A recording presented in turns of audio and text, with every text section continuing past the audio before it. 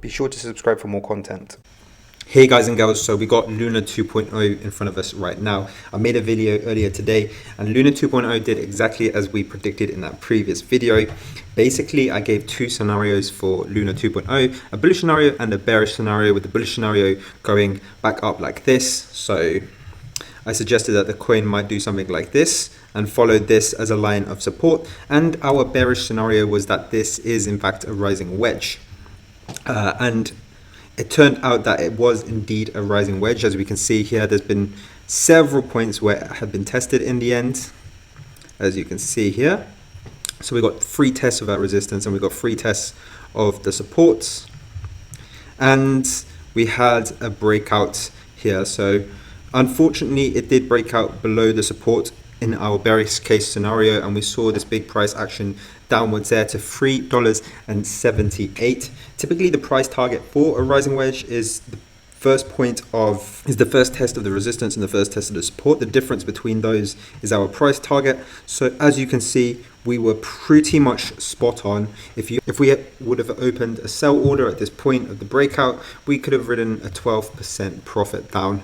Are indeed following a bullish pattern right now. Of course, it's not just a Luna thing though, it is a market-wide price action, so do not fret. This isn't a Luna specific crash, it is just a market-wide crash because there's been some inflation data that has come out, which has affected pretty much every cryptocurrency. It's affected the stock market. As we see with Bitcoin, for example, we see some massive price movement. If I just go on the 1 hour chart there, look how big this red candle is. It was a huge drop. It was around 5% that drop there. But technically speaking, with Bitcoin, it was also right at this long-term and short-term resistance as well. So from a technical standpoint, it did look like Bitcoin was ready to fall, but I guess my point is that it is a market-wide thing. Again, if we look at Ethereum, there's the same story here, long red candles after the inflation data came out. So this drop is honestly nothing too shocking. I would not be too concerned that this drop occurred. We just saw a rising wedge in Luna, and obviously we had some bad inflation data come out. So this drop was basically inevitable for this coin, but it's promising to see that Luna is actually recovering. If we look at the top cryptocurrencies, then obviously not recovering as fast as Luna is. So it's quite obvious to me that we do have some buying pressure at this kind of level here. So if I draw a line here at $3.80, I do think there are a lot of buyers. $3.80 to be a reasonable price for Luna 2.0. So they've put some limit orders in this area. And so I see a strong lower level for Luna 2.0 here. The fact that the price touched this level and bounced back up quite quickly, whereas the general market still seems to be on this downtrend with no signs of stopping, then I do believe that is quite bullish for Luna 2.0 here. So obviously right now it's going to be very volatile. We don't really know where the price is going to go. Just brace yourself for a lot of investors coming into the markets in general, reacting to this inflation data news, moving their capital around, buying and selling quite a lot. We could see more choppiness in the markets. However, I do see that this is a strong support, $3.80, and placing a buy order anywhere around this region is never a bad idea. Of course, me personally, I did miss this buy order around the $3.80. I do not hold any Luna 2.0 at the moment, but I am looking out for what really happens in the markets over the next few hours. Basically, if we draw these Fibonacci levels here, we kind of fell below this 0.681, which under normal circumstances would have been concerning since there was very little resistance at this level.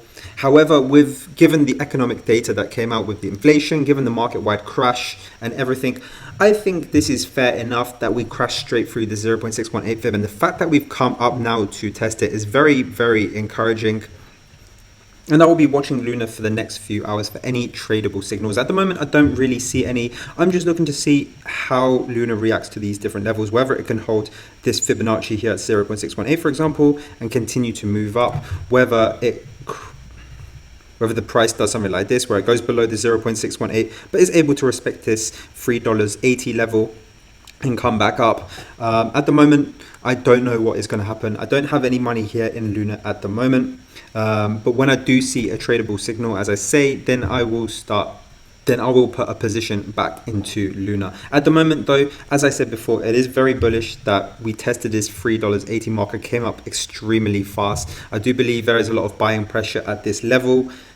And I do believe that this Fibonacci here is still in play by the fact that there was just a massive market-wide crash that tanked pretty much everything. So inevitably, this price came down, that the price went down like it did there. But yeah, like I say, just going to monitor the market, see how they do within the next few hours. Basically, on the 1 hour chart, I'm hopeful to see that the price over the next 4 or 5 hours doesn't drop below this $3.80 level. And if it does something like this, then that will obviously be a bearish thing. And I will make a video on this again. Hopefully then there'll be some more tradable signals. For now though, I'm just riding out this volatility. There's obviously going to be a lot of volatility in the markets.